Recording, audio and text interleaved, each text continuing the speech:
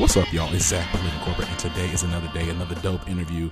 Y'all know how we do, okay? So this is not, okay, like we're coming up on, shoot, actually, let me say this, by the time this episode drops, we might be past 100 episodes.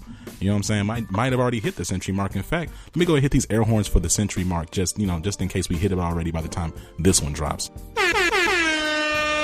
You know, for those who don't know, Living Corporate amplifies the voices of black and brown folks at work. We interview executives, influencers, creatives, movers and shakers, the next folks up, you know, the real ones, you know what I'm saying? Like, come on, like, all skin folk and kinfolk.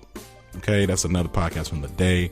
Those who know what I'm saying. But we interview the real ones, okay? And today is no different with Cedric Chambers. Cedric is dedicated to enhancing the presence of diversity and inclusion within the workplace, one client at a time. As the founder and CEO of Jump Recruits, Cedric partners with talented professionals and leading employers to diversify and improve the workforce culture within leading industries and growing sectors.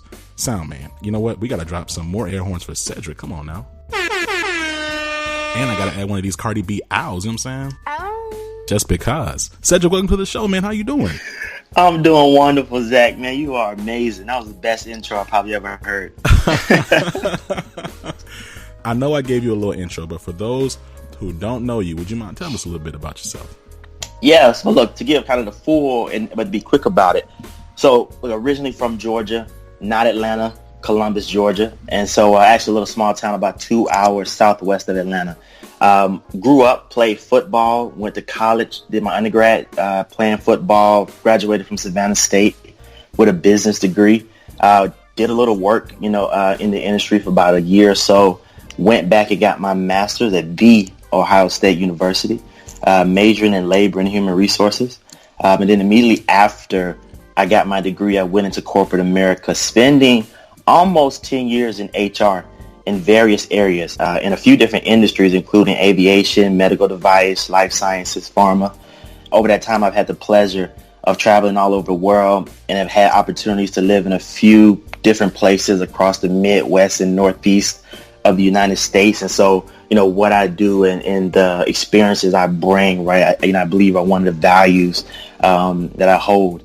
Like, I have a wonderful family, beautiful wife of 5 years, and two incredible kids. And as you mentioned, I am the founder and CEO of Jump Recruits. And so, just to give brief, Jump Recruits is a full-service diversity and inclusion technology startup, and is dedicated to providing inclusion, opportunity, and successful career outcomes for diverse professionals and employers seeking quality, diverse talent. And I've been on this journey for almost 3 years, actually 3 years. And like Charles Dickens said, it's been the best of times and it's been the worst of times. But to be honest, through it all, I wouldn't change anything. First of all, man, you talking about I gave one of the best intros. That was one of the best, guest intro was just, it was, comprehensive, right? You gave a little bit of the sensitive side on the family tip. You gave some vulnerable side on the journey with Jump Recruits. And then you gave a bit of the, the history about kind of where you're from and what you did. As a side note, shout out to the Georgia boys. I was actually born in Rome, Georgia. There you go. Look at you, country too, man. Oh, listen, bro, with a K. And that's the one thing. Look, we can talk about it as we get into it, right? I've been in different environments and traveling across, and I have a deep Southern dialect. Right. And when I go into different places, people immediately hear that. And so we'll probably get into that a little bit later. But it's all good, right? Embrace where you come from and just be authentic. Oh, no doubt, man. And it's interesting because for me, just because of my exposure, so I was in Georgia, and I went to Dallas, and I went to Minnesota. So like my accent kind of comes and goes, or the drawl of my southern, my southern drawl kind of will recede or kind of extend during it, just depending on the situation, right? But at the same time, it don't matter about that part. I tell people all the time, say, listen, don't let this pocket square fool you, okay? Very, very country. Don't play with me. Okay, so yeah, and so look, we're talking today about diversity. It's a super common term, right? And honestly, a lot of folks use the term diversity and inclusion in a broad swath of ways, right? So, like for you though, what does diversity mean? Yes, great question. So, I would say that when I think about diversity and the term, right, to me, what I pull from it is uniqueness in every way. Whether that be race, ethnicity, gender, sexuality, perspective, etc. When I think about diversity, I think about the setting and context in which it's being applied in the term, because diversity can have different meanings in different places depending on where you're applying it, right? And so, I lived around it. So living in Atlanta, diversity can be different than living in Wisconsin, where I've lived, can be different than living in Boston, where I live, can be different than living in Ohio, where I live. But that commonality that I think of is uniqueness. And what are you bringing that's unique? What are you bringing that is, one, yourself, authentic, as I said before. But I always think about that is when we want to use this word diversity and think about, yes, things are different, but in a different way, how are you unique and how are you bringing that uniqueness, to everything that you're doing? It's interesting, right? Because a lot of times when we talk about diversity, I think, like you just said, it's like uniqueness in every way, right? Checking a variety of boxes, right? Right. Just what does it look to be non-standard or non-default? And so with that being said, I'm curious do you have any particular thoughts around the concept of diversity of thought? And have you ever gotten that pushback in your work with Jump Cruise to be like, okay, I see you have all these, ethnic diversity is the only diversity. There's other types, what about diversity of thought? Like what do you, when you hear that, like, what is your response? Oh man, I had to make it through this interview. Because I'm gonna keep it being with you. I'm gonna keep it being with you, right? Because when people say diversity of thought, for me, I don't know how long you've been rocking with the Living Corporate podcast, and I'm actually surprised we didn't get canceled off of this joke. But one time, but I'm gonna say it again, so y'all have an opportunity to cancel me again. I said that white people made diversity of thought in the same lab they made crack. Whoa, man. So now you know the Living Corporate official position, and yes, look, there's nobody y'all can complain to. Y'all listen to the podcast. Y'all got a problem. Emails gonna come to me and Ade. Okay, so be mad. All right. Anyway, back to this interview. So Cedric, what are your thoughts on diversity of thought, man? And look, and perspectives, right?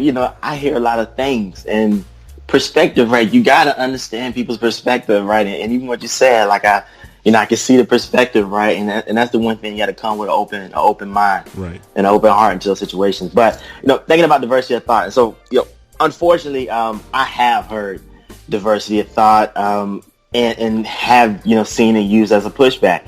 And when I hear it, it's typically used in the context of either or. And what I mean is, when I'm having these discussions, and we could be talking about, we're talking about diversity, we could be talking about ethnicity and these things, and they bring up the diversity of thought. They're saying that either I focus on having diversity of race, gender, sexuality, or I focus on having diversity of thought, which is not the way it should be looked at, right? And so it should be viewed as an and, meaning like, yes, you should value diversity of thought, and in addition, value diversity of background, i.e. race, gender, sexuality, etc. But so many people take that position of, I can't value both, and so I'm gonna go with the safest way out and say I value diversity of thought as a whole. And depending on how long you let those people talk, right, you can get down into a rabbit holes of, the common terms of I don't see color and X, Y, and Z, right? And so we that's a whole podcast by itself. And when I've encountered this pushback, whether it be clients, prospects, or just in general casual conversations, I usually approach it from the perspective of, hey, look, you're right. Diversity of thought is important and critical to the success of a team, organization, and relationships. But then I always follow up in that discussion with the question of, well, then how do you acquire diversity of thought? Yeah. Because how a person thinks is heavily based on experiences and backgrounds. And if you aren't pulling from different pools and different backgrounds, which have different experiences, then how do you achieve this goal of diversity of thought you're ultimately looking for? And I typically at this point get blank stares.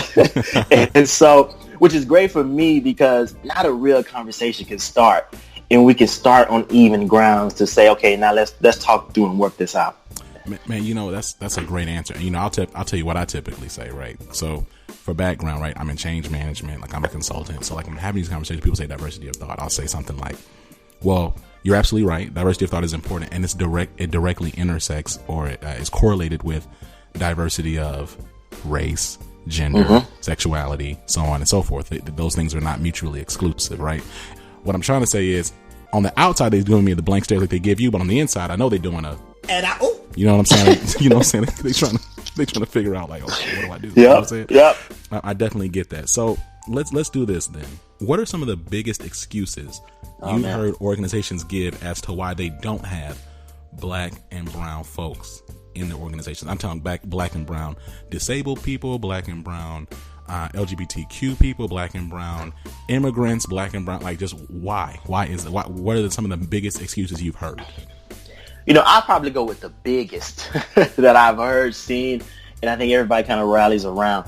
But the biggest is that there's an issue with the pipeline. Yeah. And that there isn't enough qualified black and brown talent for those companies to pull from. Yeah. Which is totally false, right? Yeah, man. And it's like, I'm not going to go into why do we keep listening to that lie, but I think, let me shoot you some bail, right? I think for me it's challenging because it's like, I don't think people like really can examine or really have examined how offensive and insulting that is. Yeah. Right? Yeah. Like fam, come on, man. Like, we've been here. Like, so it's like you're doing what you can do. You're pushing out the best, and then someone says, "Well, I still don't see you." Come on, man. And that's where it's coming from. Like, it's like we got so many great, whether it be engineers graduating, you got so many great doctors, you got so many great scientists, right? We're doing so many things in the news, and it's still like this message of, I still don't see you. And we all over here like, what more do you want from me? You know what I'm saying? Like, God. Exactly. And look, I won't be naive to think that there are as many people of color as there are non-people of color. So I won't think that. Right. But for instance, look, we know that for a fact there are less black and brown engineers that graduate for college every year and than their counterparts. And the National Society of Black Engineers have done a lot of great research in this area, and they actually have campaigns going on now to increase that number of black engineers graduating every year, black and brown. Yeah. But what we also know is that from having these discussions daily with corporate leaders, as I do, is that these same organizations are not going to the places and communities where black and brown people are. And they are not effectively attracting and hiring the great talent that's already in the market today. And if I can provide this illustration for you real quick, is that, look at it like this. If I want to go catch a fish, I can't possibly do that by casting my line on land. I must cast in the water where the fish are. And that's what is happening today. Many companies, not all, and I want to say not all, but many are casting in the wrong places. And as I hear this conversation over and over, and I hear this excuse, the question that I often ask myself, or that we must ask, is: are companies knowingly casting in the wrong places because they don't want black and brown talent, or are they misinformed on where to cast? And honestly, I think it's both. That's a hold on, wait a minute. That's a flex bomb. Yeah, no, you're right. I think it's both. I don't think it's one or the other. I think really when you talk about these topics, and it's often a case of both and, right? Like it's rarely ever one versus the other. Because I've had conversations, and I have a nuanced opinion on this, right? Like when you talk about sourcing candidates, Yep. And so, like, you hear organizations say, we're going to just recruit at all HBCUs. Okay, yes, you should definitely recruit at the HBCUs. There's also black and brown folks at these PWIs too, man. Like, man, all the black people are not just flocking to HBCUs. HBCUs are expensive. Like, I love my HBCUs. Hey, yo, please, y'all, do not cancel me. We love y'all. PV, I see you. Okay, Prairie View, we see you. Okay, Texas Southern, we see you. Savannah State, Savannah State, we see you. Morehouse, listen, we love y'all. Okay. I'm just saying, I went to a PWI, and there were many black and brown folks in my space who did not know what they was doing when they graduated, right? So there's talent there. They're in the same rooms with Becky and Keith and whoever else. They like it's both, man. And I don't know why, but when I hear like pipeline strategies, I hear when we talk about minority talent, ethnic minority talent, it's like we're not even trying to think about how we plug into the PWIs. We just say, we're just going to go to the HBCUs. It's like you can do both. You can plug into HBCUs and then look at the student programs, because every PWI has one, right? Every PWI has some program where the black and brown folks have huddled together to say, pick us. So like you just got to plug in. It's right, and it's the word I'm going to say, for lack of better terms, is laziness. Yeah. That's what it is. Straight up. And it's that, hey, being in corporate, right? I've done the HBCUs, I've done the PWI. There is a stark difference between the two as far as the resources and opportunities between the two. Where I was in a career fair at, HBCUs, to where you're talking 20 to 30 companies, a lot of them banks and local banks, a lot of them militaries. The military trying to recruit, but then go to PWI and like you talking about 200 of the Fortune 500 companies in here. Right. Buy-in for spots, right? So the opportunity and resources. And then on top of that, when you engage with HBCUs and HSIs in the communities, and let's say this quickly, is that it's more than money. Because that's what happened. Is, hey, let's go give scholarships. Hey, let's go out and let's see, what we can do from a recruiting effort. It's just transactional. Yeah. The entire time. And when you think about big schools, right, to where with the PWIs, and you think about some of these big companies, one of the biggest differences, if you want to come to an HBCU and HSI, I need you to look at this long term. And I need you to look at this and say, we're talking about money, but not just money. We're talking about resources, i.e. training and development. And there are many institutions, predominantly white, where large companies are staples on their campuses, teaching them skills and knowledge needed to be successful, not only today, but in the future. I mean, these companies have offices in their career development office, right? And they're talking about data analytics, AI, machine learning. And these companies even have some of their senior officers or subject matter experts at these campuses teaching the classes. Man, they be in there. They be hitting up. They tap in every avenue of that relationship, like, you know what I'm saying? Light exactly. That thing up. Exactly. And so when you think about all of those resources and you turn around and say, well, look, let's give a scholarship to somebody, or let's go out and let's go to this career fair, and then they don't see you again for another 12 months. It's how do you expect to build that pipeline? How do you expect to build that relationship, that brand, and all those other things that come along with it if you're not invested? Now, I'm going to say this. That's not all. Right. But there's definitely a lot that's doing that. Man, you 100%. I'm also going to say something else. Cedric, I don't know, man, what about this interview? I just feel like I got to keep it a buck today. We keep it there a buck in Living Corporate, generally speaking. Like, don't get me wrong. Like, we be dropping heat on here, okay? Hold on. Wait a second. Shout out to my team, because, like, we really be doing this, you know what I'm saying? What it do, baby? We out here, okay? So, but this is my biggest thing. This is another personal pain point, right? Is like, we got to make sure that when black and brown folks, like when we go out to these HBCUs and like we're doing this stuff, like we have to also bring this thought leadership and take it to the folks who are in charge, right? So like we got to be talking to the recruitment teams, because a lot of times I'll say in consulting, right? I'm not going to say the firm. I've been at a few. So I was at a firm, and like there was this common narrative that there was an HBCU that we did not hire for like the client facing stuff. We only hired them for the technical stuff. And the reason was because they don't really have the skill set, right?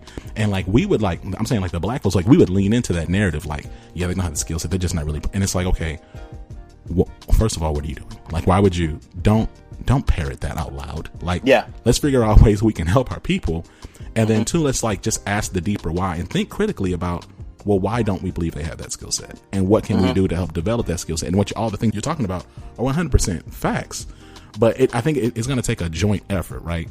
And I 100% agree with you. So let's do this, because I know we're coming up on time. So multiple white papers state that before organizations can seek to diversify their organizations, they should seek to diversify leadership and build an inclusive culture. What's your point of view on that? And what does it practically look like for you to help organizations be more inclusive at the leadership level before you start bringing in like the campus level, undergrad, direct hire talent? Oh man, great question. I think, see if I can get both of these. So when it comes to diversity and inclusion, my perspective and point of view is that they have to happen at the same time. And I think that there are different levels at which they happen at. Like you could float heavy to inclusion, but then still do diversity and recruitment and things of that nature, and vice versa. But it depends on the organization in which you're in, the culture, and what's going on. And I'll start with inclusion first, just to kind of go into it and say, let's think through this for a second and say, how do you build an inclusive culture if you don't have any representation, i.e. diversity, from the groups in which you're aiming to affect? And without this representation, this means that there's nobody from these groups that are able to input on the design of this diversity and inclusion strategy. And so when you talk about this inclusive culture, and you have less than 1% of the organization, less than 20%, women in your organization, how are you going to go in effectively at a leadership level? It's definitely not there. How are you going to go in and actually do this if the representation is not there? Right. And so when you think about diversity, you gotta, are we bringing leadership in at the same time of building that inclusive culture and doing those things at the top and then pushing it down? As it relates to leadership, I would agree, but it goes back to representation, right? How can you effectively have diversity inclusion strategy driven from top down when the top has no representation, right, from diverse groups in which you're designing for? And so I also say this, that we survey candidates that have been hired and have received offers from companies. 87% of those candidates we survey say that one of the first things they do when researching the company they're interviewing with is go to the leadership page and see who on the page looks like them. Man, let me tell you. And then, hello, keep going, preach. Go for it. No. And of that, 60% of that group say that was a major factor on whether they accepted a job or not. And if you allow me to go just a step further, keep going. One of the things we do in our consulting area looks at like Maslow's hierarchy of needs. And when you think about the top of that pyramid and we get to self-actualization, the definition of self-actualization is the realization of one's full potential. So let's think about this. How can I realize my full potential within organization when I go to the corporate leadership page and I see no one that looks like me? How can that help me see myself as rising on my career aspirations when I can't see myself on the website? I can't see myself in leadership. I didn't see myself in the interview process with the people that I interviewed with. How can I actually see myself thriving in this organization? I can't. No, you can't. It's Cedric, man. And it's so funny. So, what I've been doing, I'm coming up on 30, right? Like, what I'm saying? Mm-hmm. Whatever. So, big time. Man, listen, it's different, man. Things creaking now, you know what I'm saying? Stuff, knees be sore for no reason. It's weird. No, your knee, it start raining, your knee hurt. Right, so it's coming. Oh my God. It's coming. Category 3. Okay, so, but it's, you're 100% right. Like lately when I interview, right, when I have the opportunity, people reach out, whatever, I'll always ask, how imperative is your inclusion and diversity strategy at your, at your organization? I'll say, it's very imperative. It's super important. Blah, blah, blah. I'm like, okay, cool. So then I go, I go to the little executive page, right? And, the board look like, the first, 7-8 presidents, like, I'm like, come on, man, y'all not serious, man. This is crazy. Exactly. This is like a bunch of dollar bills up here. Like, this is crazy. But that's representation. And so that's diversity, from a recruitment aspect, adding them to the mix. And then inclusion is working on the other hand, trying to make it work. And so you're trying to do both, right? It's almost like, in some cases, right? I mean, from the country, right? And so there's certain cakes and certain things where you need to mix and you need to pour the stuff in at the same time to get that evenly distributed. That's right. And that's the diversity, right, man? You're pouring the diversity in while you're stirring an inclusion. And you're doing it at the same time with both hands because you need for it to evenly get into the mix. And so that when you look at the cake mixing batter, it's something that you can go in and move forward with, right? And it's not clumped up. It's not, over here. It's not like I say, segregated, whatever the case may be, right? Things are mixed in together. Those are bars. But they still have their identity, man. So it's interesting. Man, let me go ahead and add some. Let me go ahead and saute on that metaphor, that analogy you got right there. So it's interesting because even when you make a cake, because obviously I thought you were gonna go with like a sweet tea analogy, right? But either way, with sweet tea or cake, right, you got to make sure you add heat to that, John, so that way it actually comes together. And even though that heat might be uncomfortable or may seem uncomfortable, you got to put on some gloves or whatever. Then you got to put it in the oven. You got to wait, but it's gonna all congeal for the cake, or you got to turn up the dial on the stove to make sure it gets hot enough so everything can come together so it can actually merge into one thing that you can actually consume and that you actually can enjoy. It's the same thing, man. You can't, it's in that mixing process, you got to add some heat to that. That heat might be, accountable conversations, true planning around how we're actually going to make all this happen, how we're going to mobilize our inclusion strategy. What does it mean to like really build a culture of sponsorship for your organization? And then that creates that culture that you're talking about. There you go. Man. I'm with it. Okay, I'm with it. Now, look, let me respect your time. I got one more question for you. Go for it, man. I'm here. What recommendations would you give to the average white executive / power holder who wants their organization to be more diverse, but isn't getting the talent they're looking for, and they're not seeing the talent that they're at the executive level? Oh man, that's a loaded question. You said white exec power holder. I'll say this, and I'll say this for all senior executives, not just white. Yeah. And I'm gonna primarily speak to CEOs and chief HR officers on this one. Come on now. Look, if you've decided that diversity and inclusion is imperative to the success of your organization, then I think you need to take this approach. First, go out and hire you a chief diversity officer. That's step one. Step two, for the first 5 to 7 years on this journey, that chief diversity officer needs to report directly to the CEO. Not HR, not strategy, not social responsibility or impact. Have them reporting directly to the CEO. This not only will have a visual impact, but it will solidify that just like finance, just like strategy, just like engineering, just like HR, that diversity and inclusion is imperative to the business, and it has a direct line to the highest of the high. And I believe it was Steve Jobs that said this, and he said in the context of design, is that if a part of your business is so important to the CEO, it must report to the CEO.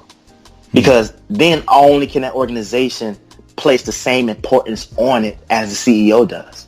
And so you're going out, you're saying, hey, we believe in diversity, but then the diversity officer is 4 layers down in the organization, constrained and doesn't have any say-so power or ability to go make things happen. Right.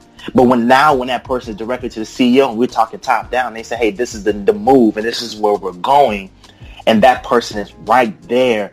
Direct communication can get things signed off, accomplished, done quick. It puts you in a better position to be able to accomplish that goal.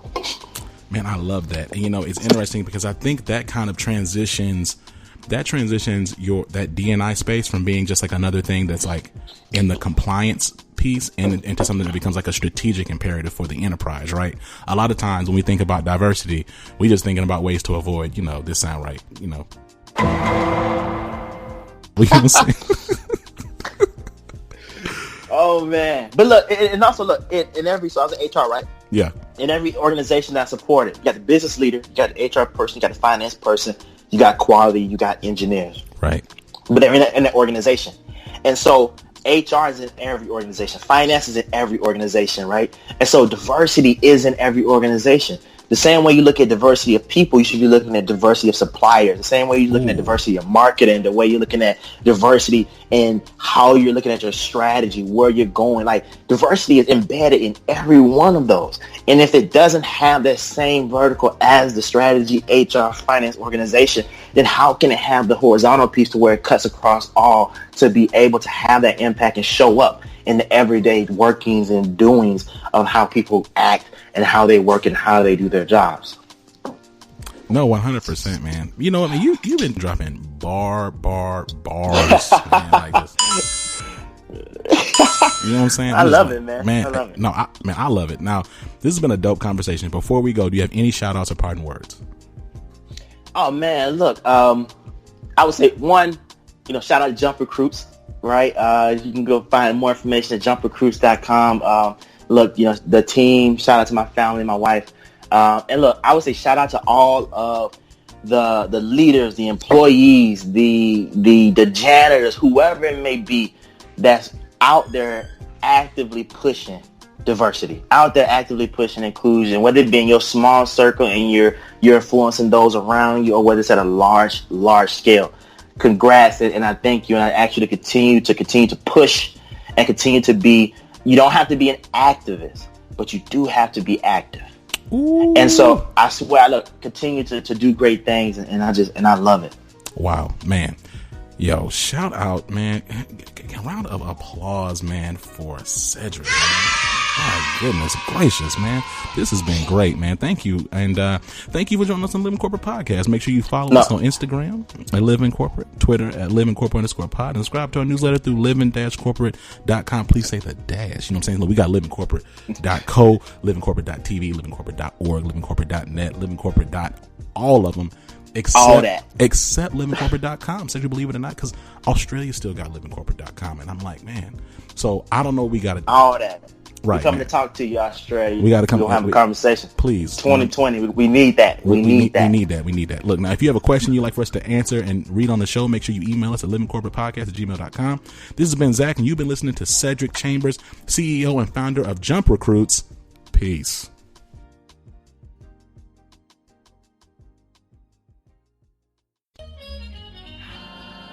Living Corporate is a podcast by Living Corporate LLC.